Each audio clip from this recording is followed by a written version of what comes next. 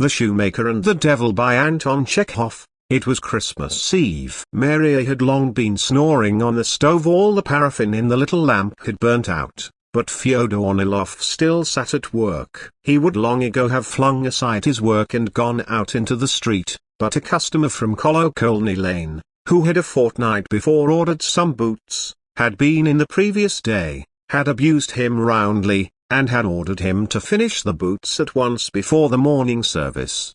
"It's a convict's life," Fyodor grumbled as he worked. "Some people have been asleep long ago, others are enjoying themselves, while you sit here like some Cain and so for the devil knows whom." To save himself from accidentally falling asleep, he kept taking a bottle from under the table and drinking out of it, and after every pull at it he twisted his head and said aloud, "What is the reason, kindly tell me, that customers enjoyed themselves while I am forced to sit and work for them? Because they have money and I am a beggar?" He hated all his customers, especially the one who lived in Kolokolny Lane. He was a gentleman of gloomy appearance, with long hair, a yellow face, blue spectacles, and a husky voice. He had a German name which one could not pronounce. It was impossible to tell what was his calling and what he did. When, a fortnight before, Fyodor had gone to take his measure, he, the customer, was sitting on the floor pounding something in a mortar.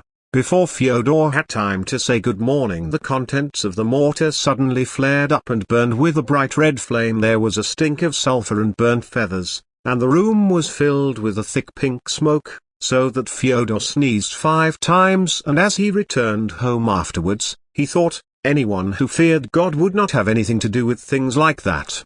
When there was nothing left in the bottle, Fyodor put the boots on the table and sank into thought. He leaned his heavy head on his fist and began thinking of his poverty, of his hard life with no glimmer of light in it. Then he thought of the rich, of their big houses and their carriages, of their 100-ruble notes. How nice it would be if the houses of these rich men, the devil flay them, were smashed, if their horses died, if their fur coats and sable caps got shabby.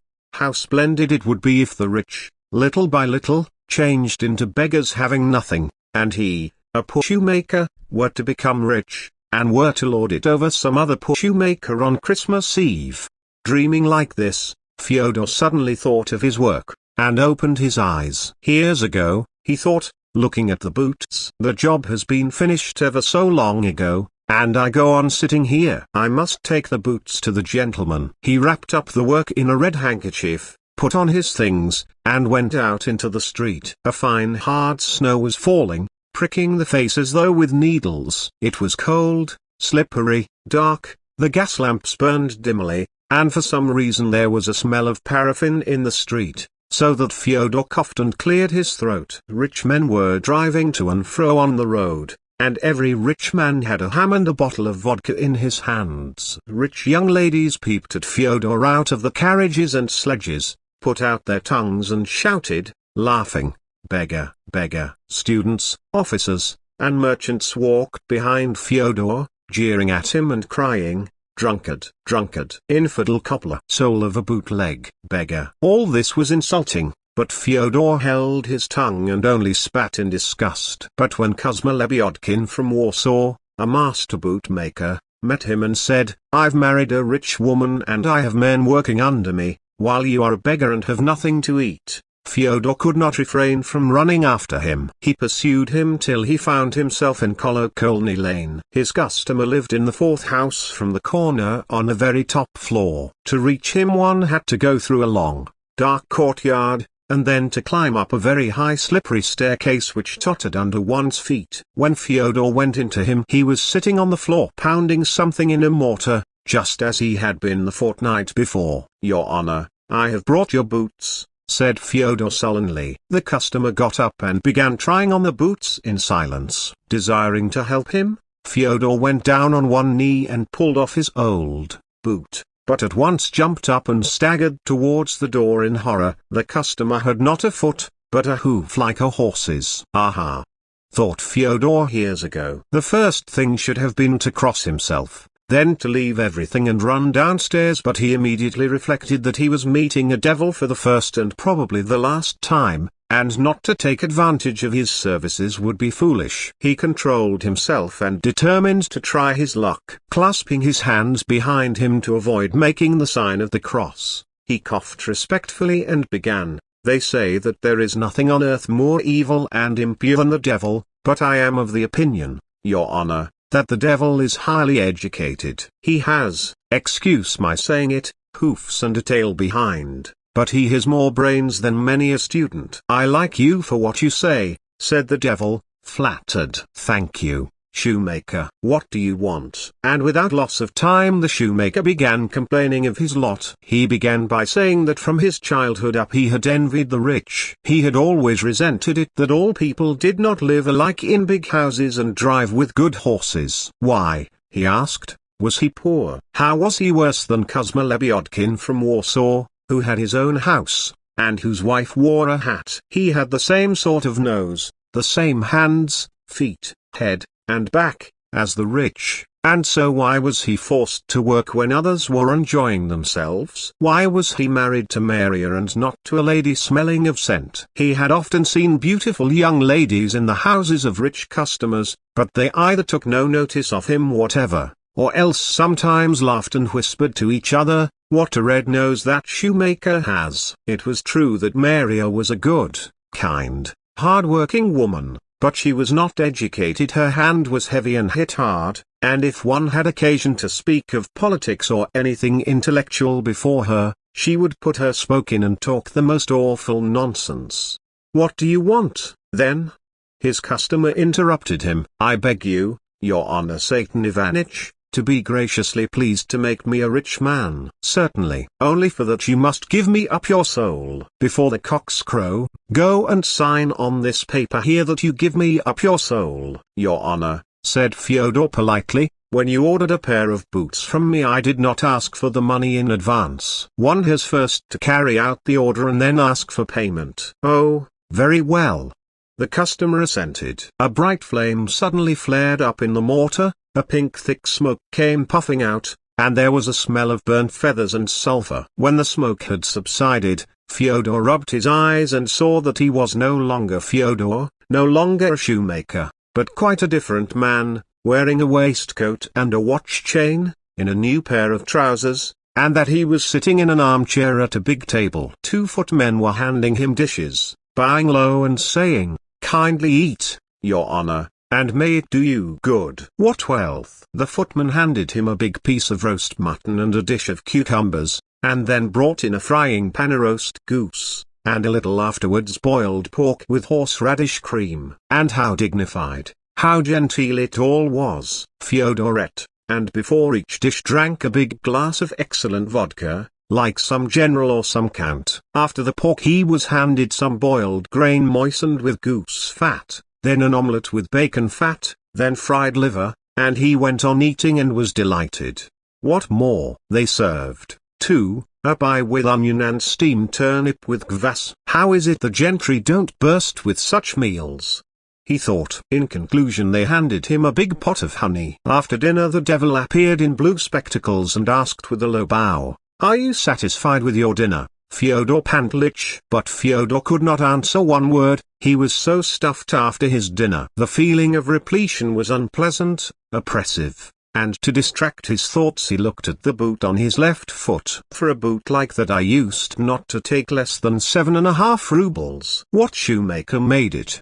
he asked. "Kuzma Lebiodkin," answered the footman. "Send for him." The fool. Kuzma Lebiodkin from Warsaw soon made his appearance. He stopped in a respectful attitude at the door and asked, "What are your orders, Your Honor?" "Hold your tongue!"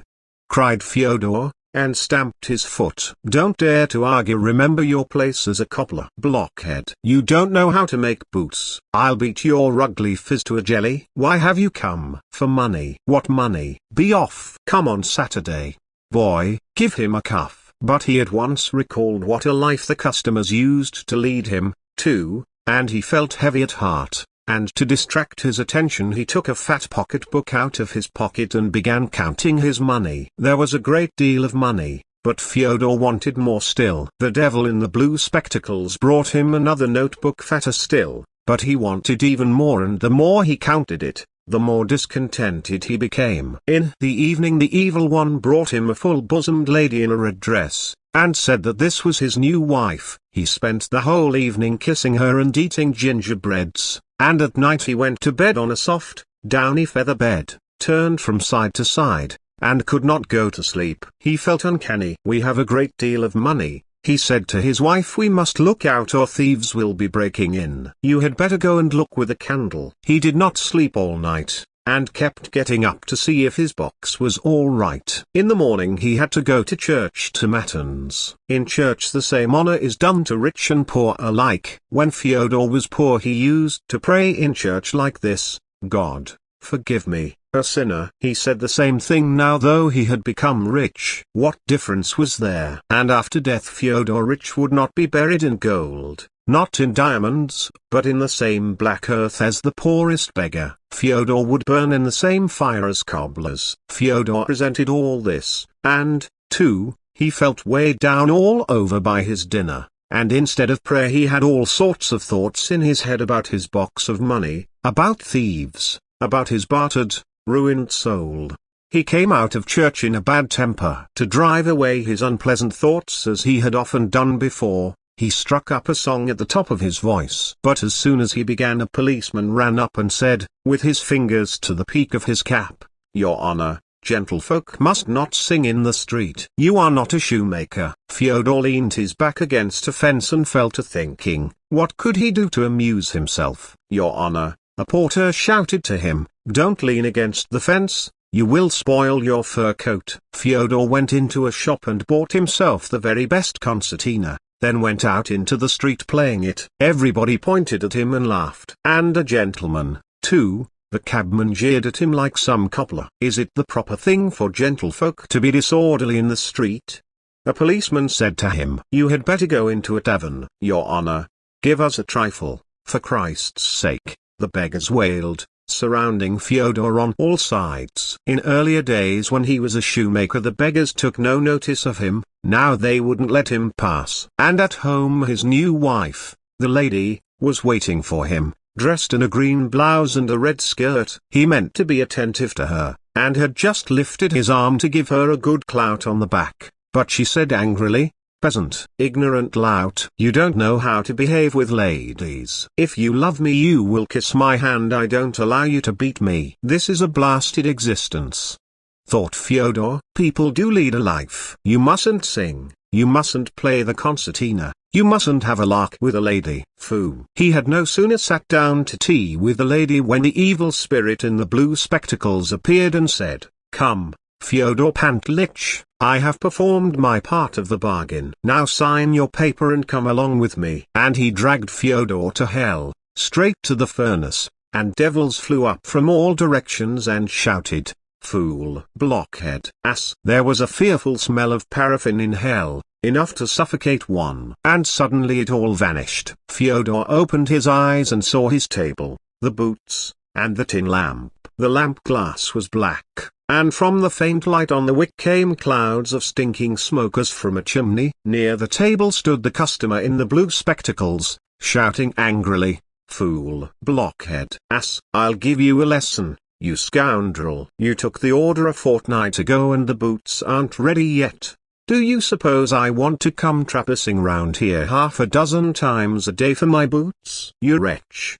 You brute!" Fyodor shook his head and set to work on the boots. The customer went on swearing and threatening him for a long time. At last when he subsided, Fyodor asked sullenly, "And what is your occupation, sir?" "I make Bengal lights and fireworks. I am a pyrotechnician." They began ringing for matins. Fyodor gave the customer the boots, took the money for them, and went to church. Carriages and sledges with bearskin rugs were dashing to and fro in the street. Merchants, ladies, officers were walking along the pavement together with the humbler folk. But Fyodor did not envy them nor repine at his lot. It seemed to him now that rich and poor were equally badly off. Some were able to drive in a carriage, and others to sing songs at the top of their voice and to play the concertina, but one and the same thing, the same grave, was awaiting all alike, and there was nothing in life for which one would give the devil even a tiny scrap of one's soul.